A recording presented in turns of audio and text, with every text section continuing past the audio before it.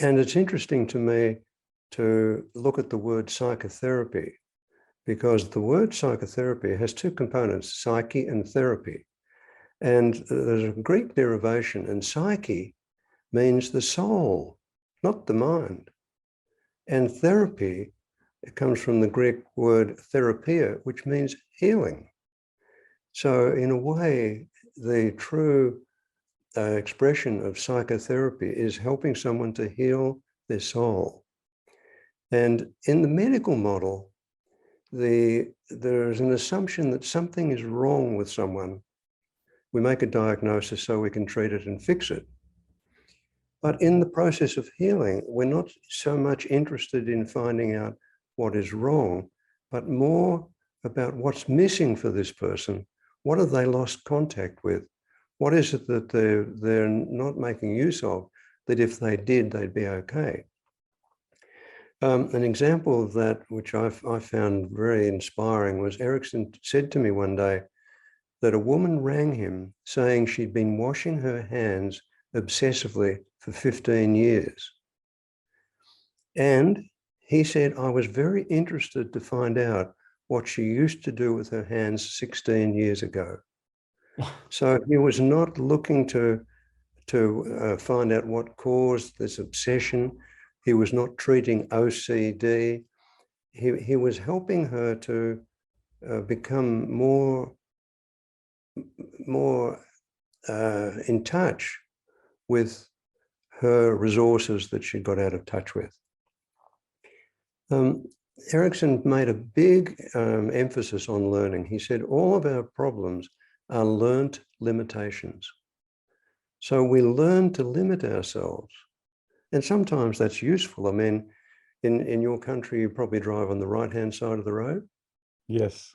In Australia, we drive on the left-hand side of the road. So if you started to drive on the left, or I started to drive on the right, that would be a problem. And so we learn to limit our driving so that it works, so that the whole process works.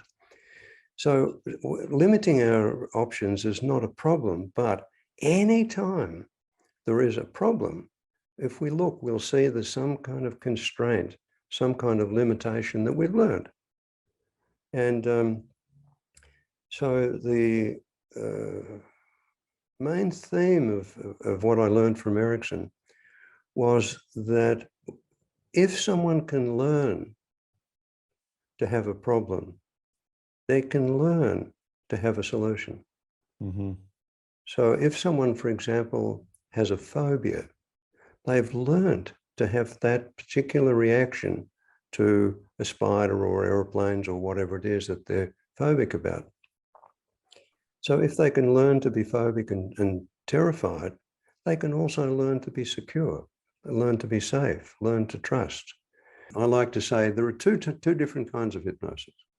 There's the kind of hypnosis that happens on stage where a charismatic person says, I'm going to do this and I'm going to do that, and you will follow my instructions, and I'll tell you what to do. And that's like a top-down, power over mood of hypnosis. Mm-hmm. There's that kind of hypnosis. And then there is another kind of hypnosis where by getting focused and absorbed, we have a chance to learn something that's useful, that's going to be helpful. And the kind of hypnosis that we're going to explore here is the second type. It's not the first type. I wouldn't want to see someone who was going to force me to do what they wanted. No, thank you. I'd be wary of that also. So I think that if we have that distinction, that there is the kind of a power over approach to hypnosis, and there's also the evoking from within someone, reconnecting, learning something from within someone, and that's the kind of hypnosis that we're doing here. Mm-hmm. So that's the focus of my approach to hypnosis. It's an invitation into something as an extension of what's very familiar, instead of like inducing something in someone from me. And I must say, I much prefer the idea of helping someone to get more in touch with their abilities rather than me controlling and telling them what to do. Wasn't that absolutely fantastic? I'm sure that you found a lot of information in this very short video you just saw, maybe like 4 or 5, 6 minutes, however long it was. But that is not all.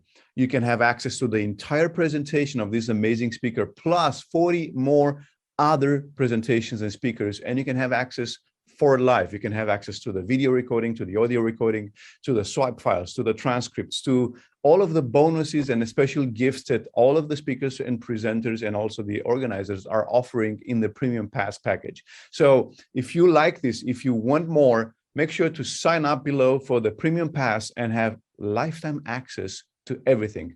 I'm sure it'll be one of the best investments you've ever made in your life, in yourself, in your practice, in your health, and also with working with clients. So go ahead, click on the button below, sign up for the Premium Pass, and we'll see you on the other side.